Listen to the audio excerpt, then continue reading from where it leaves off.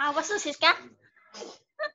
Assalamualaikum warahmatullahi wabarakatuh. Waalaikumsalam warahmatullahi wabarakatuh. Perkenalkan, nama saya Fitri Giri Anjani dengan NPM 1986206029. Di sini saya akan menjelaskan tentang sistem peredaran darah. Sistem peredaran darah adalah disebut juga kardiovaskular, adalah suatu sistem organ yang memiliki fungsi memindahkan zat ke sel lain dan dari sel. Sistem ini membantu stabilisasi suhu dan pH tubuh.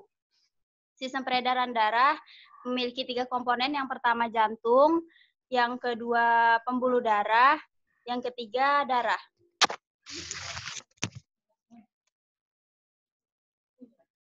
Yang pertama jantung. Letak jantung tepat berada antara paru-paru. Lebih tepatnya di tengah dada, di bagian belakang kiri tulang dada. Ukuran jantung sekitar sedikit lebih besar dari kepalan tangan, yaitu sekitar 200 sampai dengan 425 gram. Jantung terdiri atas 4 ruang. Jantung terdiri atas 4 ruang, yaitu serambi atau atrium kiri, serambi atau atrium kanan, bilik ventrikel kiri, bilik ventrikel kanan. Jantung mempunyai 4 katup yang memisahkan keempat ruang tersebut. Katup juga memiliki fungsi menjaga aliran darah yang mengalir ke arah yang benar.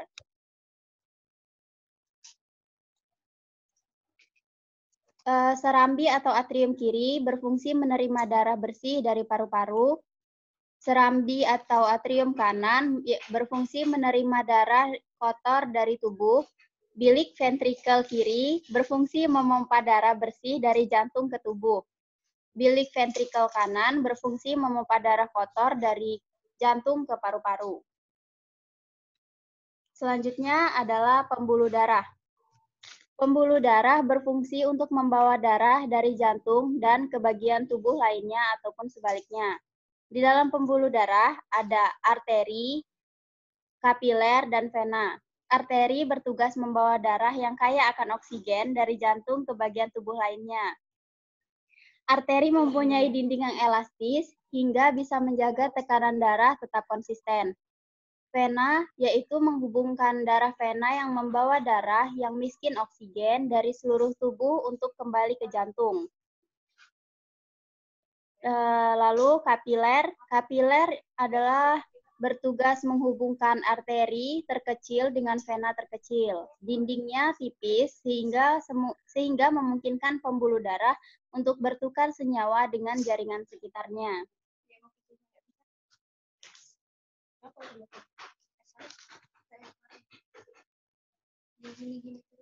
Darah.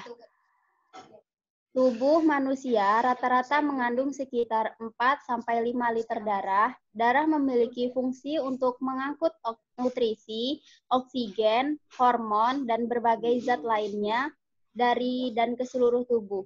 Tanpa darah, bisa dipastikan oksigen dan sari makanan sulit disalurkan dengan baik ke seluruh tubuh. Darah terdiri dari beberapa komponen, yaitu plasma darah. Plasma darah mengisi sekitar 500-60% dari volume darah pada tubuh. Tugas yang utama plasma darah yaitu mengangkut sel-sel darah untuk diedarkan ke seluruh tubuh. Yang kedua, eritrosit atau sel darah merah bertugas membawa oksigen dari paru-paru yang diedarkan ke seluruh tubuh. Sel darah ini juga memiliki tugas mengangkut kembali karbon dioksida dari seluruh tubuh ke paru-paru lalu dikeluarkan. Selanjutnya adalah leukosit atau sel darah putih.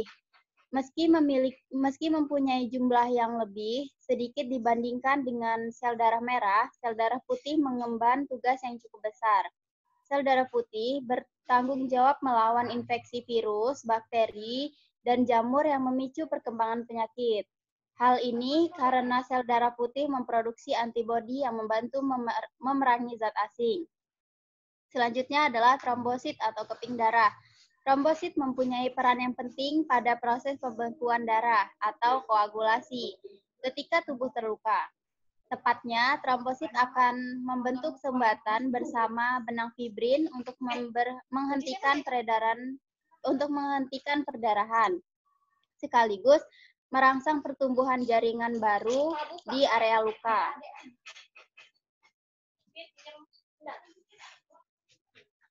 Tiga fungsi sistem peredaran darah. Yang pertama, mengedarkan darah ke seluruh tubuh. Yang kedua, melindungi tubuh melalui sel darah putih dengan melawan patogen yang telah masuk ke dalam tubuh. Fungsi yang terakhir yaitu mempertahankan keseimbangan kondisi tubuh pada beberapa kondisi internal. Mekanisme sistem peredaran darah. Yang pertama peredaran darah sistematik. Peredaran darah sistematik atau yang sering disebut dengan peredaran darah besar. Peredaran darah ini dimulai saat darah yang mengandung oksigen dipompa dari bilik kiri jantung ke seluruh tubuh dan akhirnya akan kembali ke jantung.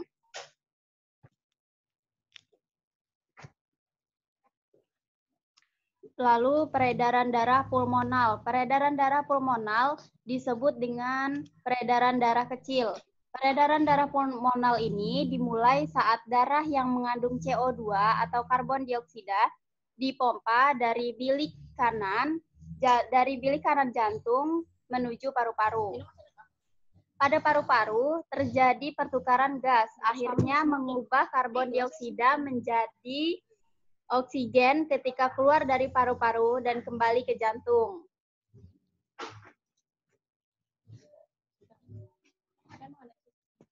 Sekian penjelasan dari saya mengenai sistem peredaran darah. Saya akhiri. Wassalamualaikum warahmatullahi wabarakatuh. Waalaikumsalam warahmatullahi wabarakatuh.